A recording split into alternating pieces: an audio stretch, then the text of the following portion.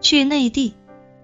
叶晨有些惊讶地看着刘曼琼，问道，你不是舍不得离开港岛？刘曼琼略有几分不自然地说道，那是之前因为还在上学，所以没想离开港岛，可如果考虑就业的话，离开港岛的发展空间也会更大一些。叶晨轻轻点了点头，认真道，如果曼琼小姐确实对内地感兴趣的话，可以等毕业之后到内地看一看，先到处走一走，然后选一个喜欢的城市试着发展一下，毕竟你学历高，家庭条件又这么好，无论选择哪里应该都会很轻松的。刘曼琼嗯了一声，想问叶晨在哪个城市，但话到嘴边却没能问得出口。而此时港岛的雨下得更紧了。刘曼琼的手机忽然响了一声，收到一条推送。他低头看了一眼手机，喃喃道，气象部门说今晚有暴雨。暴雨啊？叶晨微微一笑，看来那100多名洪门子弟今晚要冒着雨登船了。而与此同时，浪潮 Club 100多名洪门子弟在万隆店将士的押送下，陆续离开酒吧，前往港口。万隆店新基地的建设需要大量底层劳工，所以这些年富力强的古惑仔就成了当下最好的选择。而且对万隆店来说，这样的劳工300、500都不够塞牙缝的，自然是多多益善。洪元山眼看着自己的手下都被押送出去，整个人并没有多少伤感，反而涌上一种强烈的庆幸。他在心中暗叹，做梦也没想到那个姓叶的来头竟然这么大。好在我苟活了下来，不仅不用去叙利亚出苦力，还能继续留在洪门当老大。以后一定要低调低调再低调，再不能犯类似的错误，更不能让那个姓叶的对我有意见。想到这里，他便立刻看向钟云秋，冷声道，姓钟的，我限你明天天黑之前把10亿美元打到我的账上，否则的话我绝不饶你。钟云秋哭丧着脸说道，干爹，您还不放心我吗？我既然答应了，就一定会兑现的。洪元山冷声道，我可不敢做你钟云秋的干爹。从今往后，你我之间的干亲就到此结束，不要再提了。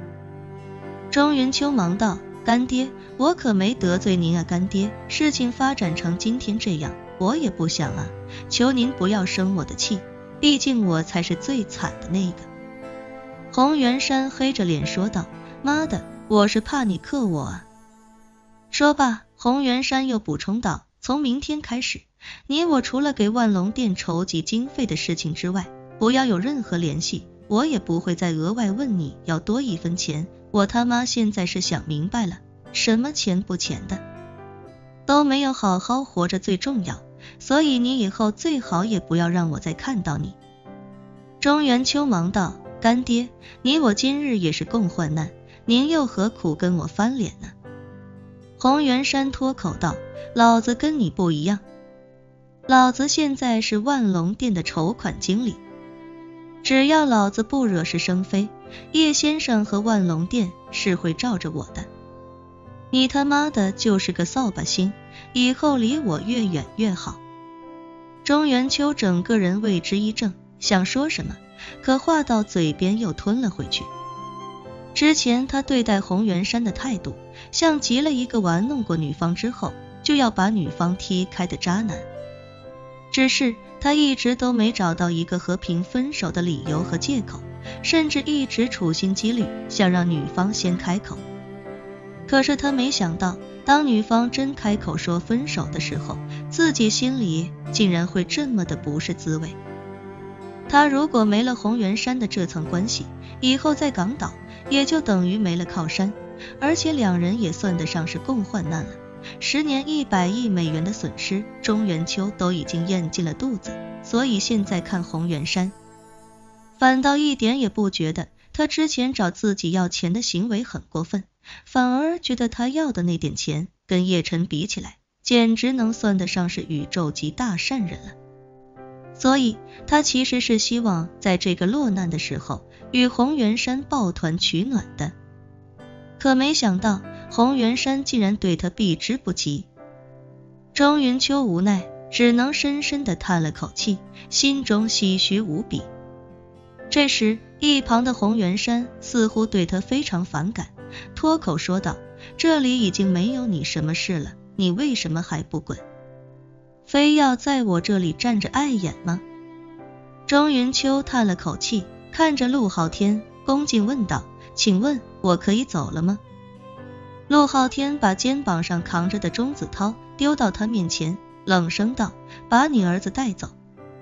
钟云秋厌恶地看了钟子涛一眼，浑身上下气不打一处来。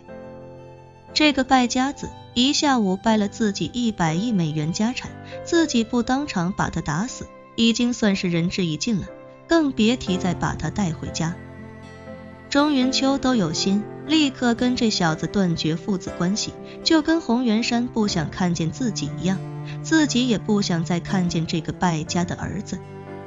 于是他赌气说道，这小子我不要了，把他丢到路边自生自灭去吧。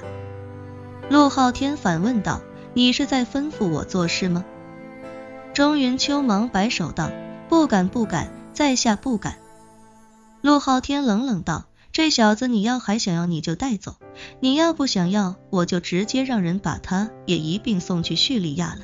你要是不说话，就默认你选择后者，我给你3秒钟时间考虑，1、2、3。钟云秋还没反应过来，陆昊天便开口说道，既然你不想要他，那我们万隆店就勉为其难的收下了。钟云秋吓得连忙跪地哀求道，我要。再这么说，他也是我儿子，我要把他带走。陆昊天骂骂咧咧道，要带走你就赶紧带走，1分钟之内还不滚，我就把他送上船了。走，我这就走。钟云秋急得险些落泪，忙不迭地将钟子涛费力地扛在肩上，跌跌撞撞地逃出浪潮 Club。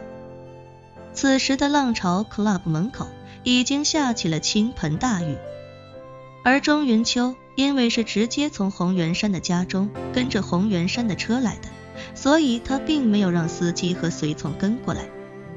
原本他想的是，一向喜欢从自己这里弄钱的洪元山肯定能帮他找回儿子，到时候也一定会妥善安排好其他事情。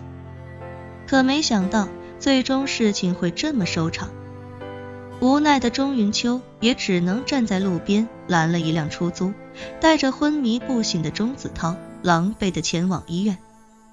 到了医院，经过急诊医生的诊治，确认了钟子涛没有生命危险，这让钟云秋稍稍松了口气。这时候医生告诉他，钟先生，钟少爷醒了。钟云秋连忙进了病房，只见鼻青脸肿躺在床上的钟子涛一见到他便哭着喊道，爸，我让人打了啊爸，你一定要让我干爷爷，帮我出口气啊爸。医生急忙说道，钟少爷，您现在刚刚苏醒，情绪千万不能这么激动啊。